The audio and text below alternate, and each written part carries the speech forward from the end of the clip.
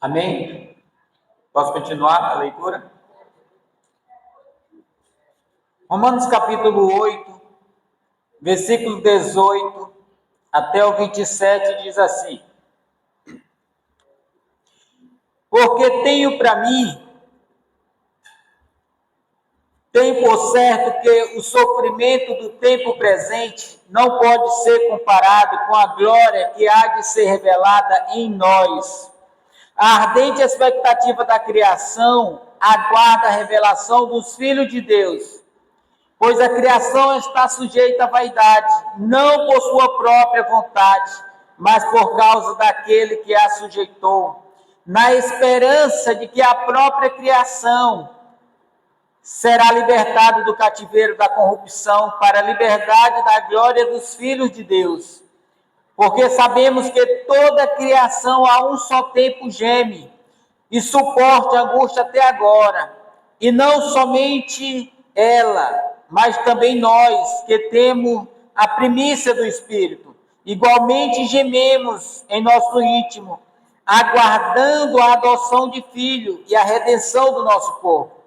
Porque na esperança fomos salvos. Ora, a esperança que se vê não é esperança, pois quem espera por aquilo que está vendo? Mas se esperamos aquilo que não vemos, com paciência o aguardamos. Da mesma maneira, também o Espírito nos ajuda em nossa fraqueza, porque não sabemos orar como convém, mas o próprio Espírito intercede por nós com gemido inexprimíveis. Aquele que sonda os corações sabe qual a intenção do Espírito, porque o Espírito intercede pelos santos de acordo com a vontade de Deus. Amém? Irmãos, vamos fechar os nossos olhos, vamos orar mais um pouco. Senhor, meu Deus e meu Pai, Senhor, neste momento, pedimos, Senhor, meu Pai, que o Senhor traga a luz desta palavra, Senhor. Que o Senhor possa clarear nossa mente, meu Pai, para que a gente tome conhecimento da Tua palavra, Senhor. Que não seja aqui entendimento de homem, mas seja a revelação do Senhor, seja a luz da Tua palavra, Senhor. Que nós venhamos compreender, meu Pai. Que o Senhor nos ajude, Senhor, para que a gente possa compreender a Tua palavra. Em nome de Jesus, amém. Glória a Deus. Irmãos, o apóstolo Paulo traz nesse texto 4 pontos para nós. E o primeiro ponto é o sofrimento desta vida. Segundo ponto, o gemido da criação. E o terceiro ponto, o gemido da igreja. E o quarto ponto, o gemido do Espírito Santo. E nesse primeiro ponto, que se encontra no verso 18, nós vamos ver aqui ele falando do sofrimento desta vida. Preste bem atenção. Ele diz que para ele tem por certo que os sofrimentos do tempo presente, o sofrimento atuais, o sofrimento desse tempo agora, não pode ser comparado com a glória que há de ser revelada em nós. A gente sabe que nesta vida nós sofremos, passamos por diversos tipos de sofrimentos, angústia, às vezes desesperadora, a ponto de pessoas chegar até pensar em tirar a própria vida. É bem verdade que nós não passamos sofrimento como a igreja primitiva, porque eu não estou falando de perseguição que nós não temos ainda, como a igreja primitiva passou, mas Paulo escreveu essa carta em outro contexto diferente do nosso. Nós habitamos em um país que nós temos liberdade de expressão e de religião, aonde nós não somos confrontados pelas autoridades, não somos perseguidos. Mas o contexto aqui era a perseguição que estava acontecendo. A igreja de Roma estava sofrendo perseguição. E o apóstolo Paulo, querendo confortar os irmãos, ele vai falar para os irmãos que o sofrimento desse tempo, por mais que nós venhamos sofrer, por mais que a igreja primitiva sofreu, por mais que a igreja do tempo de Paulo sofreu, e por mais que a última igreja, nos últimos dias, sofrerá, qualquer que seja o sofrimento, o apóstolo Paulo diz que sofrimento não pode ser comparado com a glória que há de ser revelada em nós. Ou seja, o sofrimento deste tempo, colocado em uma balança, ela não pesa tanto que pesa a glória que nos aguarda. O que Deus tem para nós é maior do que qualquer sofrimento, irmão. O que Deus tem preparado para nós supera o sofrimento desta vida. Nós nunca vamos sofrer ao ponto de nós entender que a glória não possa cobrir o sofrimento deste tempo. Ainda que nós chegue a alcançar uma perseguição aqui no Brasil, ainda que nós venhamos ter que morrer como mártire, ainda que tudo isso aconteça, esse sofrimento não pode ser comparado com a glória que há de ser revelada. A palavra de Deus diz que o que nos aguarda nem olhos viram, nem ouvidos ouviram, e jamais chegou ao coração do homem o que o Senhor tem preparado para nós.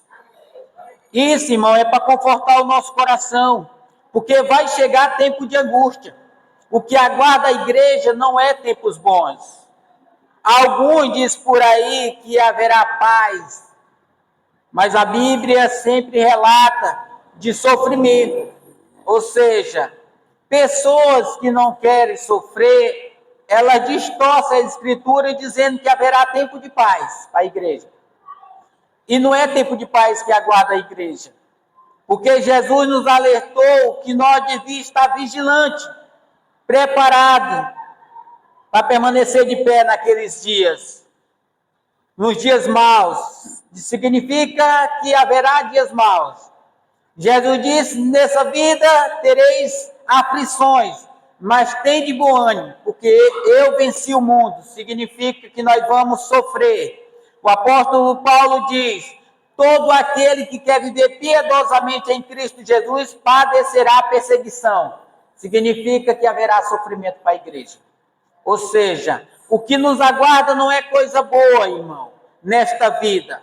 Porque a tendência é, à medida que o tempo se aproxima do fim, haverá perseguição para a igreja. Nós vemos hoje em diversas nações aí fora, a igreja já está sendo martirizada novamente. Ou seja, nós tiramos conclusões, às vezes, erradas, achando que, porque nós agora entregamos a nossa vida ao Senhor, agora a nossa vida será um mar de rosa.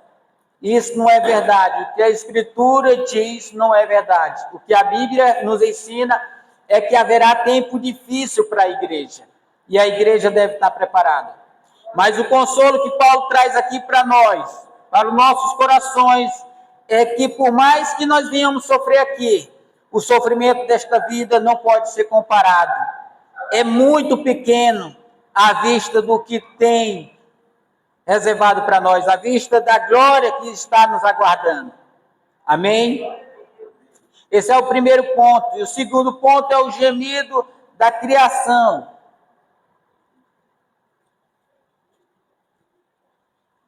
Que se encontra no versículo 19 até o 22.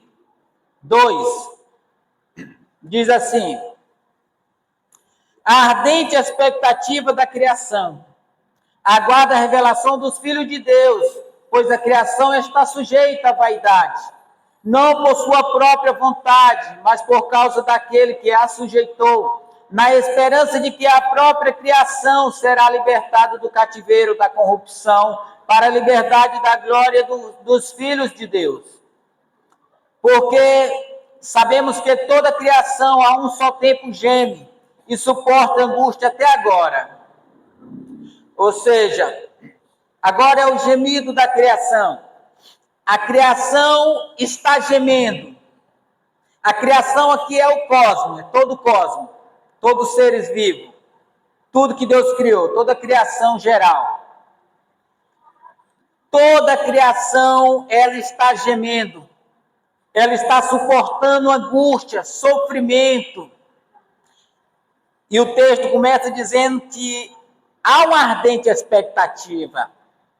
E essa palavra expectativa traz uma ideia de alguém que está aguardando nas pontas dos dedos do pé. Ou seja, alguém que está na ponta do pé aguardando aquilo acontecer. É como o pai do filho pródigo.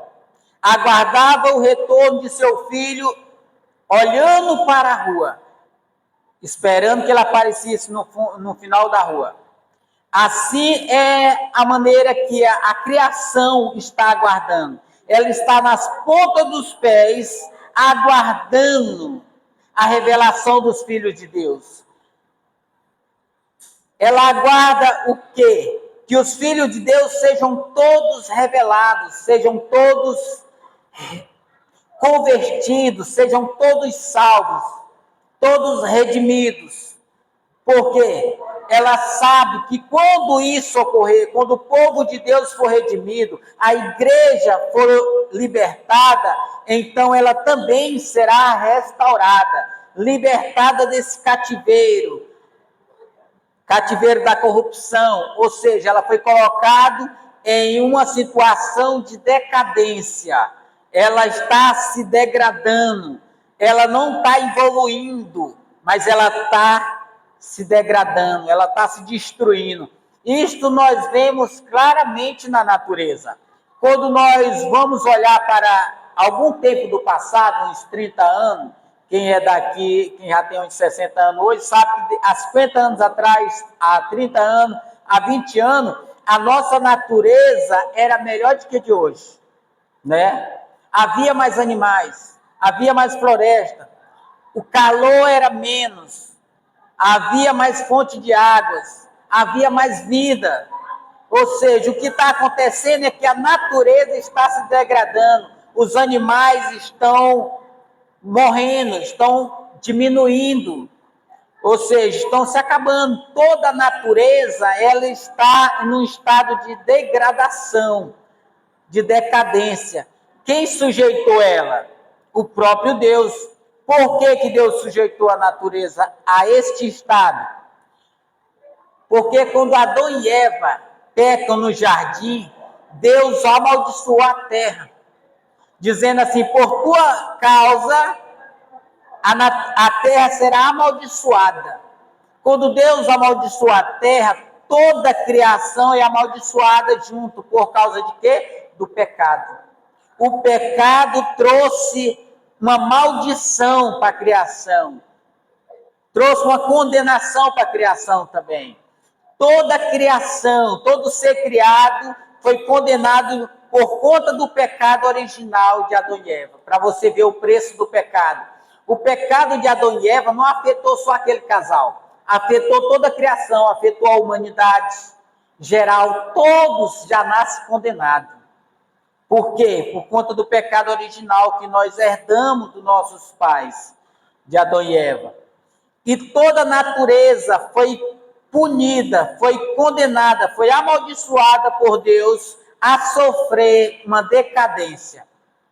Entendeu? Tudo isto, irmão, por consequência do pecado. O pecado destrói. O pior que, como aplicação, irmão, o pecado não atinge somente o pecador.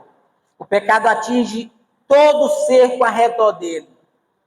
O pecado atinge família, atinge filhos, atinge o lar, atinge a convivência, atinge a convivência fora, com vizinhos, com o povo. que ama essa pessoa. Quando uma pessoa cai no pecado, o pecado ela atinge todo mundo que está ao redor. Todos serão atingidos. O que aconteceu é que o primeiro casal representava toda a humanidade.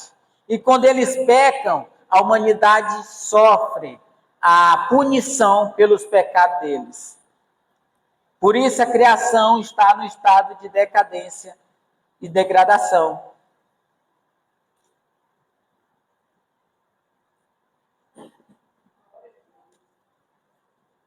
Na esperança de que a própria criação será libertada desse cativeiro da corrupção para a liberdade dos filhos da glória de Deus, porque toda criação a um só tempo geme. A criação está gemendo e aguardando que os filhos de Deus sejam redimidos, sejam convertidos, salvos. E isto vai ocorrer quando? Essa liberdade da criação. Quando a criação será restaurada? Quando Jesus voltar. Quando Jesus voltar, a igreja receberá um corpo de glória e então Deus restaurará todo o cosmos geral.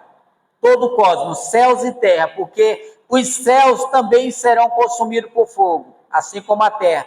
Então Deus vai vai restaurar novos céus e nova terra. Não é que ele vai começar um novo, vai destruir o planeta e os céus, o universo, e começar um novo, não. Ele vai destruir com fogo todo o cosmos. O universo geral pegará fogo. Junto com ele a terra, todos os astros. Só que aí só vai destruir as obras feitas pela mão do homem. Tudo, aonde o homem tocou, será destruído. E então Deus vai restaurar novamente. Tudo dentro do planeta será consumido por fogo, mas o planeta não. As coisas dentro do planeta, onde o homem tocou, onde o homem modificou, onde o homem colocou a sua mão, ali vai ser consumido por fogo para não ficar rastro do pecado. Então Deus vai restaurar todo o cosmos novamente, novos céus e nova terra. Amém? O terceiro ponto é o gemido da igreja.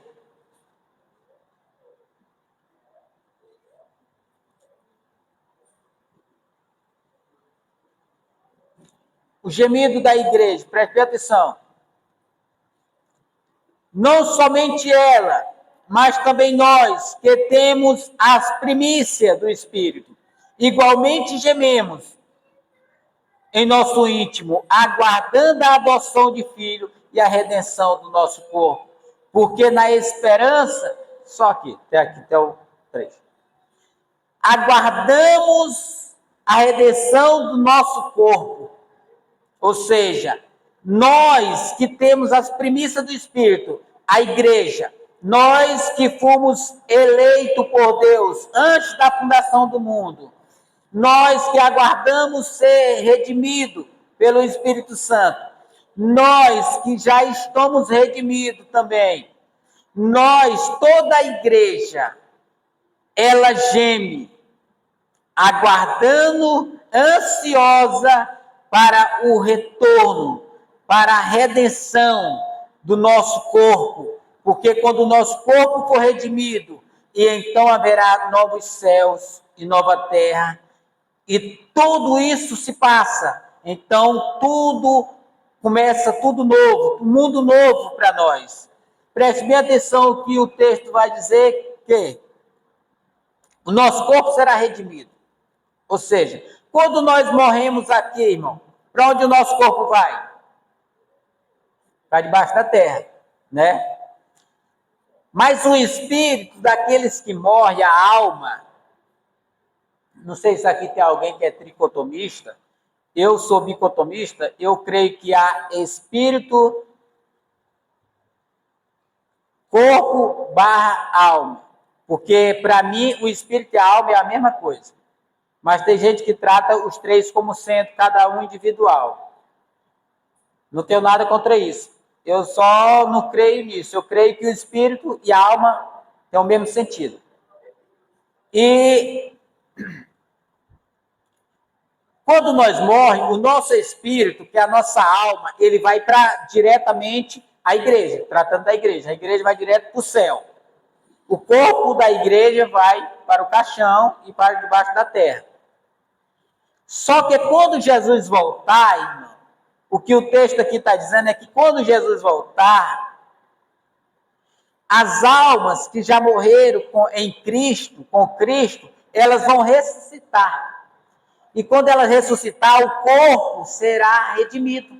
O corpo vai sair debaixo da terra novamente e vai receber o Espírito, e então subirá para os céus, corpo e alma, para os novos céus e nova terra. Aí já será para este novo mundo, para este mundo novo, para os novos céus e nova terra. Agora as almas estão reinando com Cristo nos céus, na habitação de Deus. Quando o corpo for redimido e a sua alma voltar para o corpo, esse corpo será redimido, mas não numa matéria mais corruptível. Será um corpo de glória. E então, este corpo, essa alma, vai para esse novo céus e nova terra restaurado, que é o novo mundo que Deus vai criar para nós a partir da destruição. A partir da destruição deste. Quando Deus destruir este mundo com fogo, ele vai restaurar novamente novos céus e nova terra. Então, nós, corpo e alma, já vai habitar em novos céus e nova terra. Ou seja, o nosso corpo será igualmente o corpo de Jesus. Como que era o corpo de Jesus na ressurreição? O corpo de Jesus era um corpo poderoso. Jesus entrou dentro de um quarto sem abrir a porta para visitar os discípulos. Ou seja, Jesus andava quilômetros e quilômetros sem caminhar, sem percorrer o caminho. Ou seja, o nosso corpo será igualmente o dele. Nós não vamos pertencer somente a esta terra. Nós vamos habitar novos céus e nova terra. O nosso corpo, esse será um corpo poderoso, onde nós não vamos estar limitados a essas leis que este mundo aqui agora nos limita. Nós vamos estar com um corpo onde nós vamos poder viajar a muitos quilômetros em questão de segundo. Ou seja, assim como Jesus. Qual foi a velocidade que Jesus chegou no céu? Jesus subiu quando a vista de todos não pôde mais enxergar, ele entrou no céu. O nosso universo, segundo os estudiosos, diz que o nosso universo tem mais de 93 bilhões de anos-luz de diâmetro. Ou seja, se nós viajássemos na velocidade da luz, 300 mil quilômetros por segundo, nós precisaríamos viajar mais de 93 bilhões de anos na velocidade da luz para alcançar o outro lado do universo. Mas Jesus está no terceiro céu, além do universo. Quanto tempo Jesus demorou para chegar no céu? Entendeu? Questão de segundos, Jesus estava no céu. Então, qual foi a velocidade dele? O nosso corpo será igualmente o dele, irmão. Nós vamos percorrer centenas de quilômetros sem precisar cansar, ficar exausto, suar. Entendeu? Será um corpo poderoso. Então, nós habitaremos novos céus e nova terra. Tem gente que acha que nós vamos habitar só esta terra. Tem gente que acha que essa terra não será destruída e que nós vamos habitar essa terra. E não é somente essa terra. Por isso ele trata como novos céus. Não é um céu, como nós habitamos um céu aqui. É novos céus, mais de um, e nova terra. Amém? Mas nós vamos ver aqui também a respeito da nossa esperança. Verso 24 e 25, verso 24 e 25 diz assim: porque na esperança fomos salvos. Ora, esperança que se vê não é esperança, pois quem espera por aquilo que está vendo, mas se esperamos o que não vemos, pacientemente o aguardamos. Ou seja, nós fomos salvos na esperança. Nós entendemos que estamos salvos. todo aquele que crê está salvo. Não é assim que diz a palavra de Deus? Pois é, a partir do momento que você crê verdadeiramente, você já está salvo. Mas nós já estamos glorificados? Não, nós estamos ainda na terra e ainda pecamos. Por isso, irmão, o apóstolo Paulo diz que foi na esperança que nós fomos salvos, e uma esperança que não se vê. Isso, irmão, traz um ensino para nós, um aprendizado para nós, de que nós não precisamos ver para crer, irmão. Muitas vezes nós vamos ser confrontados a respeito da nossa salvação com os ímpios. Muitos deles vão perguntar, irmão, será que você é salvo mesmo? A sua salvação está baseada em quê? Quem te garante que você é salvo? E nós temos que ter uma resposta pronta, irmão. É pela fé que nós estamos salvos. Porque os ímpios, eles só crêem no que vê. Nós cremos que estamos salvos pela fé. Nós não vemos ainda, nós não estamos glorificados ainda. Mas nós cremos, nós estamos esperando. E a esperança é a certeza daquilo que se espera. A esperança é a prova de coisas que ainda não aconteceu. Não é assim que diz em Hebreus 11? Deixa eu ir aqui para Hebreus 11. Hebreus 11 fala da fé. Ora, a fé é a certeza de coisa que esperam. Ou seja, a fé é a certeza de coisa que esperam. Coisa que nós esperamos. Essa é a fé. Convicção de coisas que nós não vemos. A esperança, irmão, que está ligado à fé. A fé significa a mesma coisa. A fé leva à esperança. E a esperança é a convicção de coisas que nós não temos. Convicção é a certeza. A esperança aqui é paciência triunfadora. A esperança aqui é uma certeza de que nós já conseguimos alcançar, apesar de nós não estarmos ainda glorificados. Pela fé nós já estamos, entendeu? Porque nós esperamos, e a esperança é a certeza experimental. É uma certeza que nós já experimentamos antes de acontecer. Pela fé nós cremos na nossa salvação. Amém?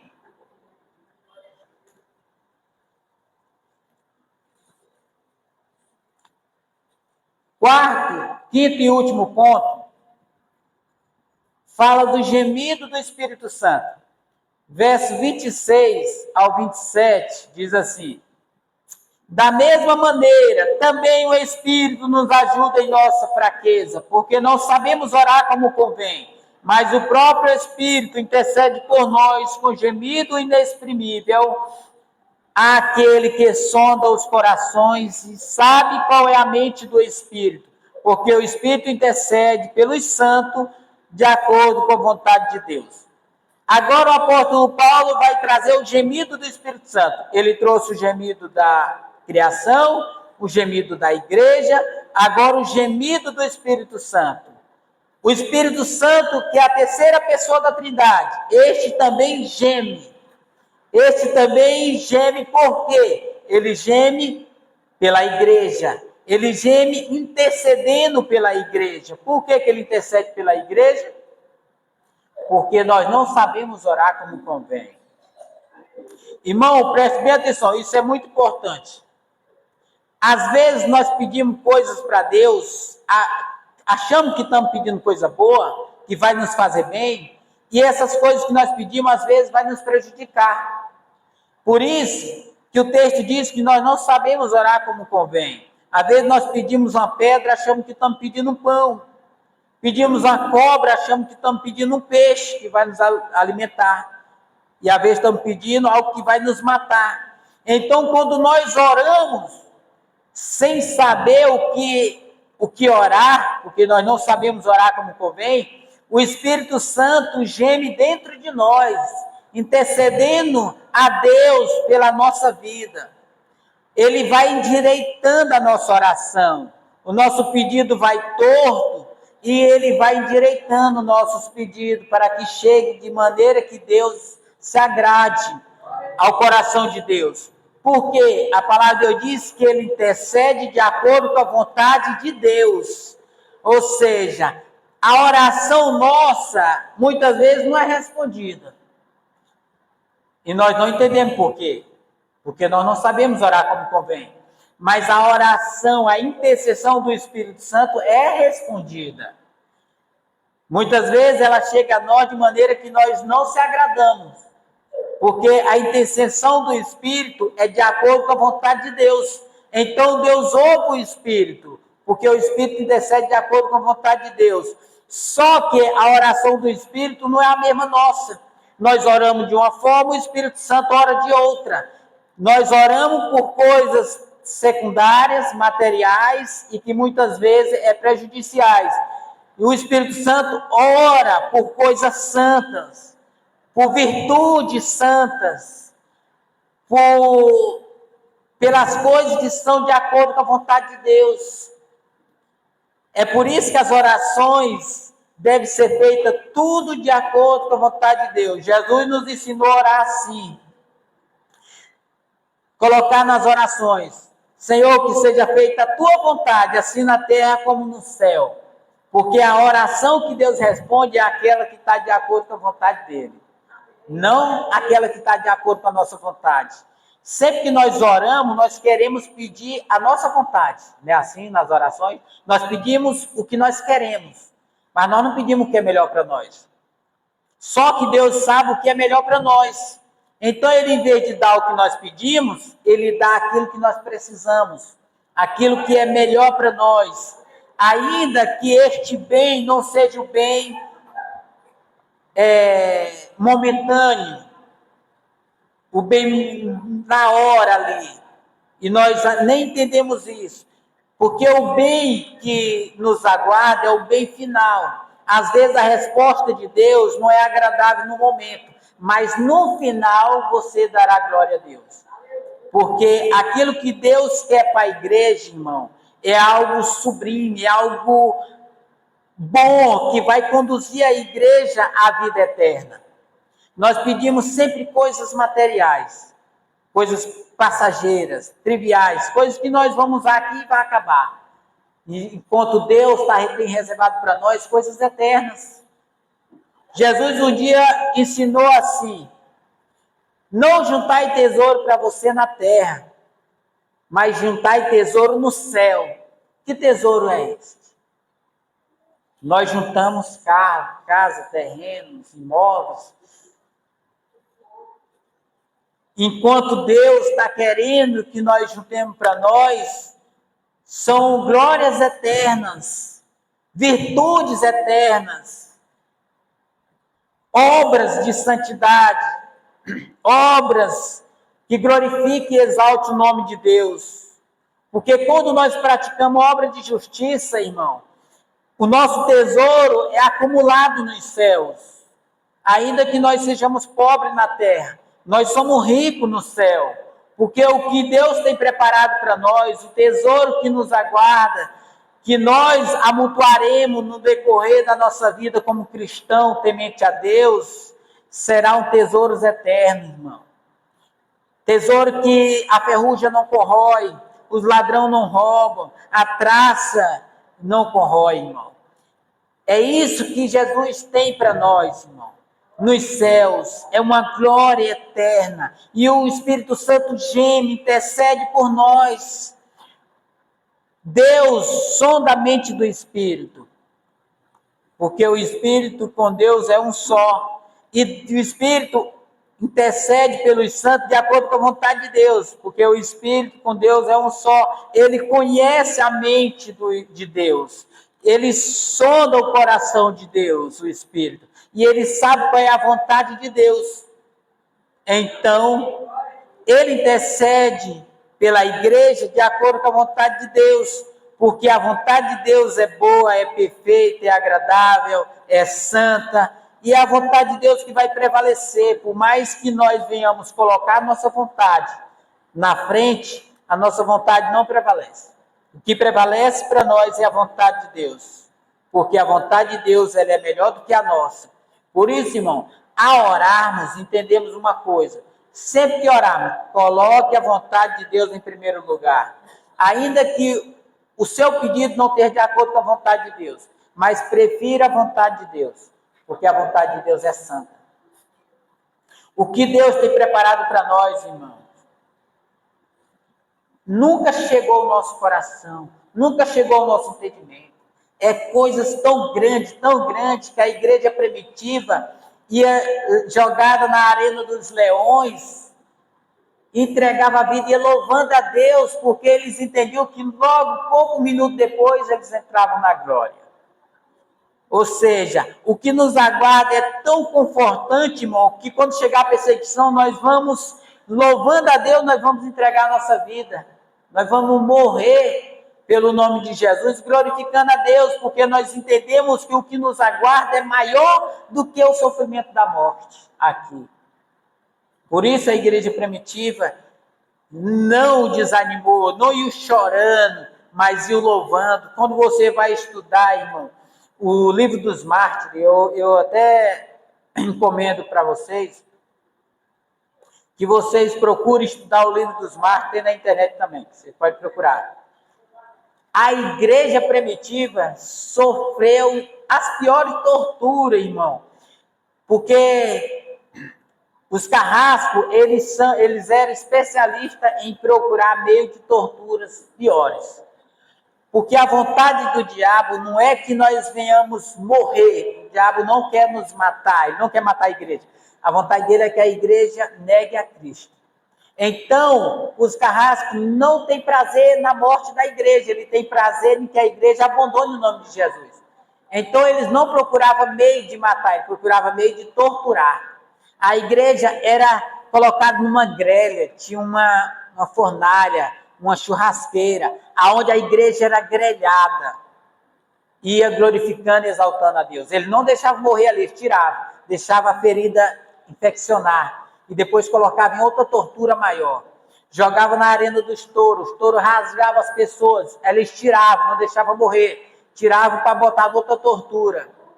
E assim jogavam na arena dos leões, onde o leão devorar, eles tiravam, pessoas só os pedaços, não deixavam morrer, para torturar, porque o que o diabo quer é que a igreja negue a Cristo, porque quando a igreja nega a Cristo, o diabo vence, mas quando a igreja morre pelo nome de Jesus, o diabo é derrotado. O diabo ele é vencido na nossa morte, irmão. Por mais tortura que nós vamos enfrentar nesta vida, lembremos de uma coisa: a glória que nos aguarda é maior do que essa. Entendeu? Do que a glória que você pode conseguir na terra. Nós vemos pessoas aí se gloriando porque tem luxo, carro à vontade, casa na praia. Eles não têm nem noção da riqueza que Deus tem preparado para nós nos céus. Amém? Irmãos, eu vi só parafrasear um testemunho que eu vi nesse livro dos mártires, que era muito forte, irmão. Um homem chamado Romano, ele foi preso, e ali os carrascos, ali o prefeito da cidade lá, estava punindo ele, colocou ele em vários tipos de tortura, e antes de ele morrer, o prefeito não entendia por que esse romano, apesar de tamanho sofrimento, tortura, não negava o nome de Jesus. Aí o romano disse assim: você quer saber por quê? Pegue uma criança que não tem maldade, de aproximadamente 7 anos. Aí o prefeito mandou buscar no meio da igreja, estava um grupo de igreja lá testemunhando o massacre ao romano. Aí pegaram lá uma criança lá, tirada do braço da mãe, criança de 7 anos de idade, e começaram a espancar essa criança, de 7 anos de idade, chicotaram com chicote de chumbo, com ponta de ferro na frente, que arrancava as tiras de couro da criança, e a criança gritava. O autor desta carta, ele vai dizer que a igreja que estava presente não conseguia contemplar aquilo, baixava a cabeça, mas a mãe dele assistia de olhos secos. Vocês vão entender por quê. A tortura era tão grande, a criança gritava, esperneava, porque ele estava arrancando o couro dela. Eles chegaram a arrancar os cabelos. A pessoa diz que a criança perdeu todos os cabelos, ficou só a caveira na cabeça, mas a criança ficou viva. Enquanto a igreja lá não conseguia contemplar aquela criança daquele jeito, tinha que baixar a cabeça, a mãe o assistia. E a mãe o tempo todo ficava conversando com ele, dizendo assim: meu filho, aguente, suporte, não se preocupe com a sua cabecinha pelada, porque Jesus tem uma coroa para você. Ele vai cobrir a sua cabeça pelada com uma coroa. Falta pouco tempo. Espere, aguente. Não desfaleça. Falta pouco tempo para você subir para o céu. Fortalecendo aquela criança. E aquela criança resistiu ao ponto de o autor desse livro dizer que essa criança mudou o seu semblante, apesar de tamanho sofrimento, não negou o nome de Jesus. Aí o prefeito disse assim, depois de ter esfolado, arrancado a pele da criança, disse assim: por que você não nega esse Jesus? Ele diz assim: nós, criança, não podemos negar nosso Senhor Jesus, porque nós cremos que há um só Deus nos céus, e o nome dele é Jesus Cristo. Ou seja, até uma criança inocente, irmão, quando o Espírito Santo habita nela, ela não tem entendimento, ela vai resistir. Por que a igreja primitiva resistiu ao sofrimento daquele tempo? Eles não eram mais santos do que nós. Eles não foram mais justificados que nós. A diferença é, irmão, quando Deus colocar um dos seus filhos na prova, ele mesmo sustentará na prova. Porque quem sustentou aquela criança não foi a mãe dele, não foi ela. Era o Espírito Santo dentro dela, provando para o carrasco de que Jesus tinha salvado a sua igreja, de que Jesus não vai perder nenhum dos seus. Por mais que eles torturem, nenhum chegará a negar o nome de Jesus. Ou seja, como consolo para nós, irmão, não se preocupe, deixa vir a perseguição, deixa vir as dores, deixa vir o sofrimento. Sustente o sofrimento. Creia que Jesus não vai perder nenhum daqueles pelo qual ele morreu na cruz. Por todo aquele que for morto, todo aquele pelo qual ele morreu será salvo. Amém? Ou seja, toda a igreja será salva. Ninguém será perdido. Vamos ficar de pé?